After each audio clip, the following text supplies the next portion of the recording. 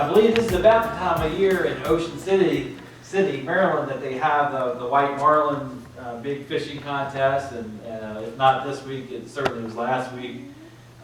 At one point in time, Keith, you like this, a school teacher was in the lead from Maryland.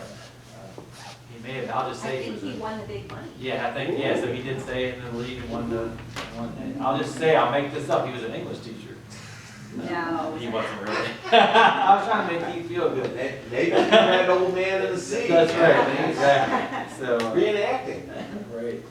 So anyway, but every time they have that, and every time I read something like Jonah here or Jonah again, I think about when I was a little boy in Ocean City, my family one evening, we didn't go out fishing, but we were taking a fishing boat out for a 2-hour cruise. That sounds like Gilligan's Island, the opening scene, right? And so this particular night, they were calling for storms, and bad storms. You know, nowadays, I think, 30 years later or so, 40, they wouldn't have let us go, but back then, I guess, they did. And so we're leaving the inlet, we're going out into the ocean, and you can see lightning and storm, and the wind is picking up, and actually other boats have turned around, they're coming back into the inlet, and we continue to go out. And I can remember it like I was yesterday, even though I was probably only 8 or 9 years old. I can remember my brother, my oldest brother, being concerned that the folks that seemed to be in charge were about his age, 20 years old, give or take. And that was his perception, at least that's the way I remember the story. But as these boats are coming back in and we're still going out, the storm is getting rougher and tougher, and the rain is beating down and wind's blowing, and we're like, why aren't we turning around? And so eventually, the boat starts really rocking, and we're all seasick. And I remember my sister-in-law, who was pregnant at the time. I mean, she wasn't the only one sick, but just remember she was pregnant. She goes to the back of the boat, and she spews all over the lifeboats. She thought she was going over the edge, but it was actually, so now if we wreck, we can't even use the lifeboats because they're all messed up. And then to make matters worse, the ship is rocking so far, and it's a pretty good size, fishing boat, enough to do an evening cruise with guests. Water is coming in the side, onto the sides of the deck, and eventually we finally do turn around and we start to head back into the inlet, and the nightmare scenario was avoided. But it was harrowing nonetheless, and it's something that's affected me to this day. I love boats and the idea of boats.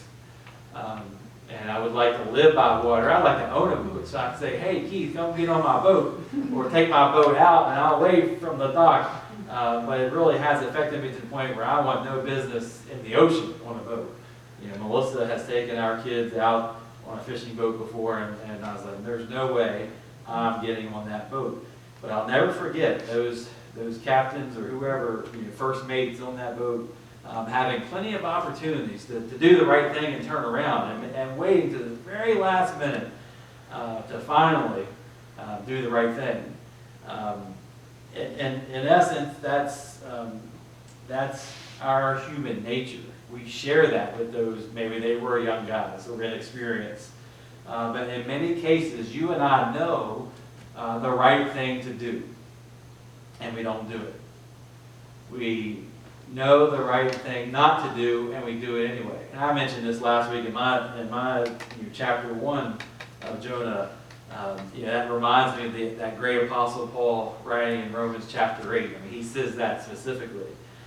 Socrates and Aristotle, they actually gave a name for that human condition, and they called it akrasia. Akrasia is it's basically not doing the right thing, even though you know it, based on one of two reasons. Either you're procrastinating, which we all do, or you lack self-control, which at times we all lack.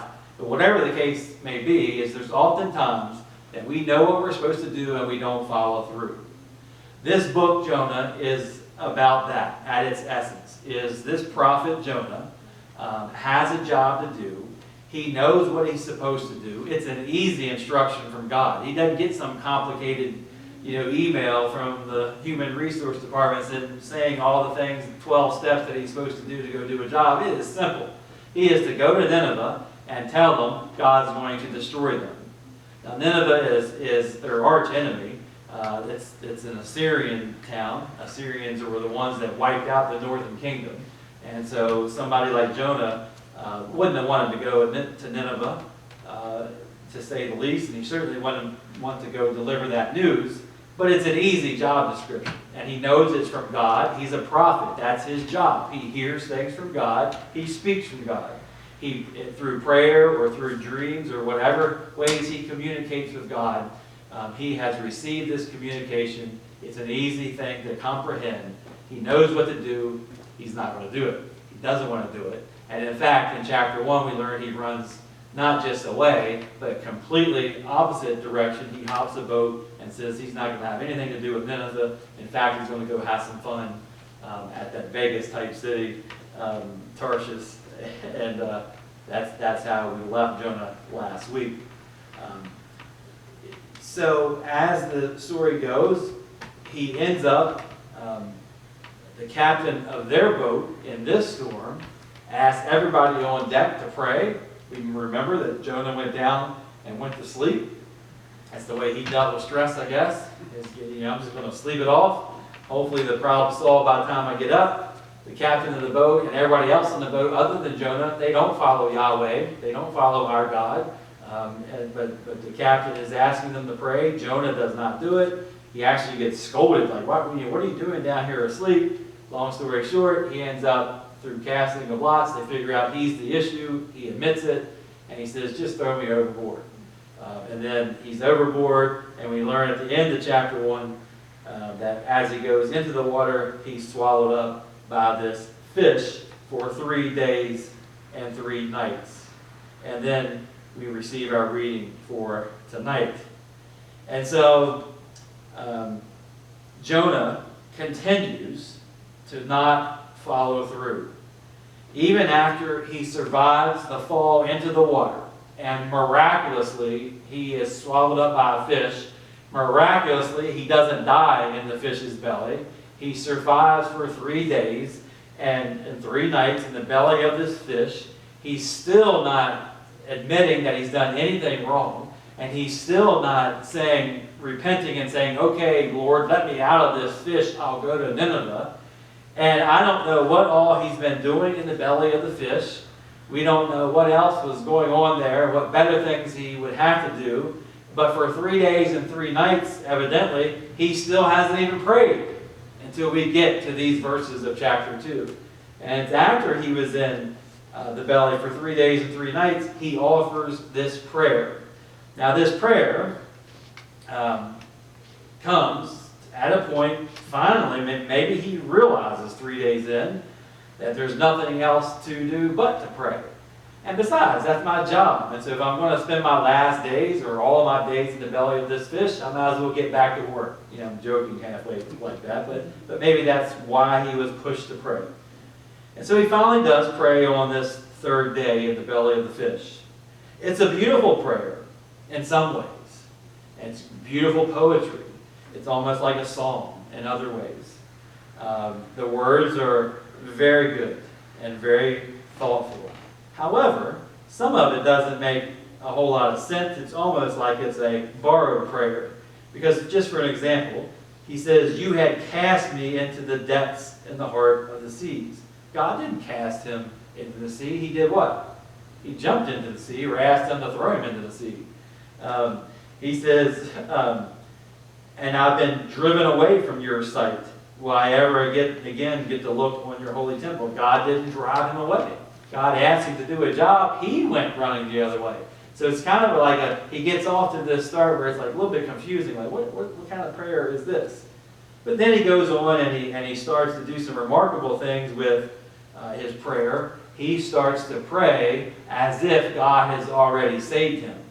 And in many ways, God already has. As soon as he hits the water, he should be dead after however many hours, or the sharks could have gotten him. He talked about seaweed being around his neck. He could have been strangled. He could have just floated to the bottom and drowned.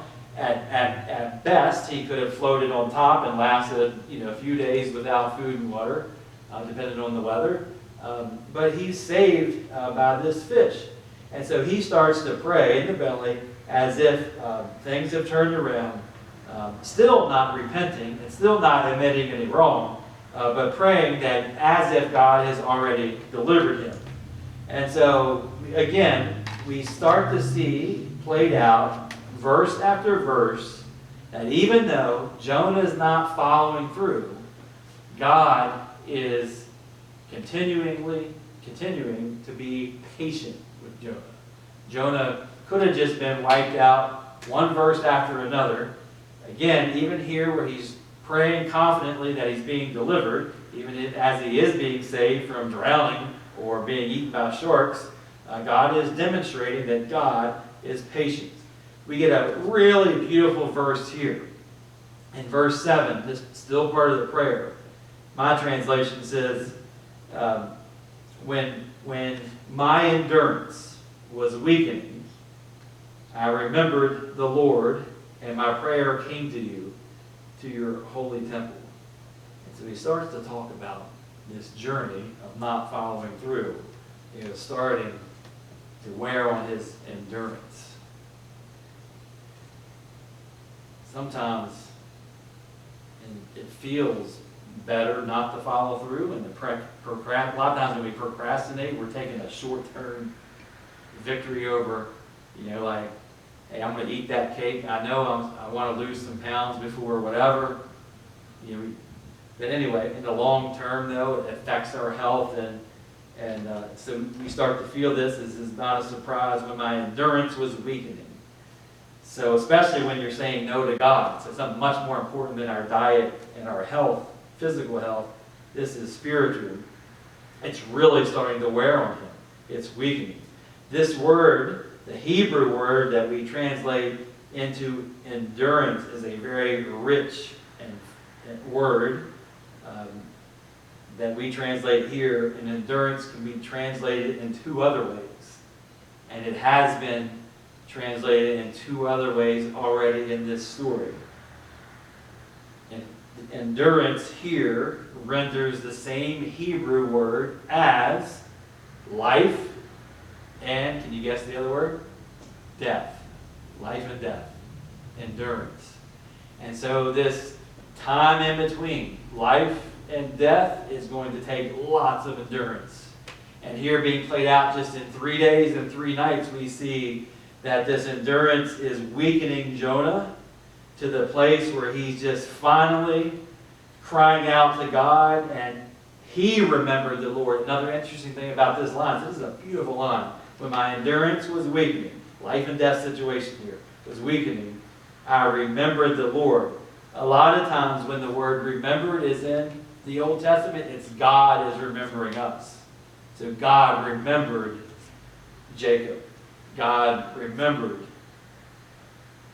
fill in the blank. Joseph. But now it's Jonah is remembering God, Yahweh, the Lord. And so it's a beautiful line. But this endurance here, same word as life and death. This book is going to teeter.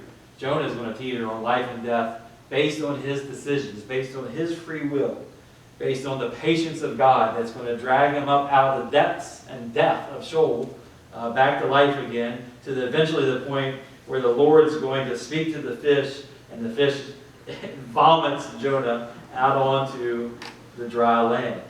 And then so Jonah gets a reprieve here.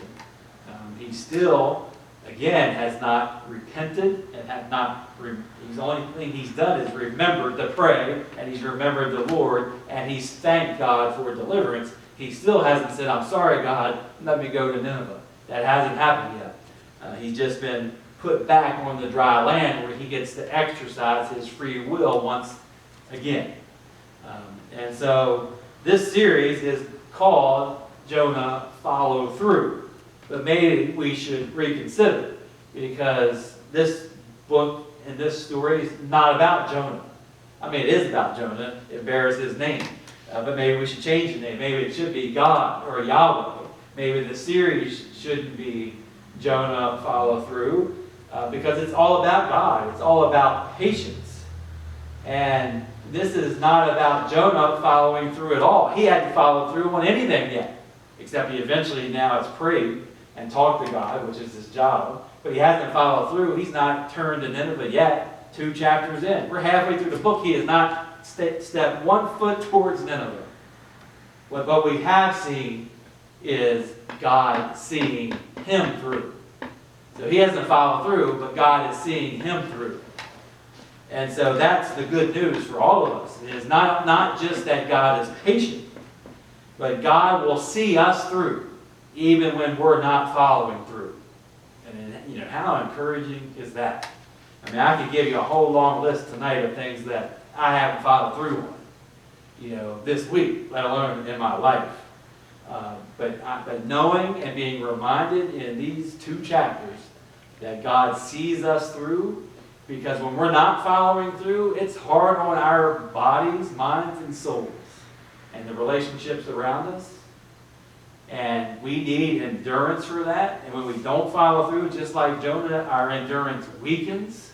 And then so, it's a snowball effect. And so whatever it is we're supposed to follow through on, that's not happening, but there's a lot of other things breaking down as well. And so that all just feeds on each other and just wears us down to the point where we're teetering between life and death, at least spiritually or emotionally, maybe even physically.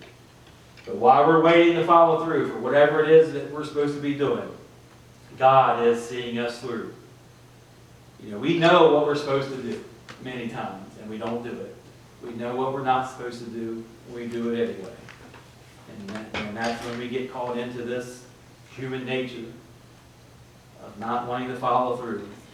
The captains on that Ocean City ship that I was on, they knew what the right thing was to do. They weren't going to do it. Jonah knows what he's supposed to do. He's not doing it. He's still not doing it. The Apostle Paul knew what to do and what not to do. He just couldn't do it, couldn't stop doing it. We know. We know what we're supposed to do. It just takes us forever to follow through. In many cases, it takes us forever to follow through, especially on spiritual things in our relationship with Christ.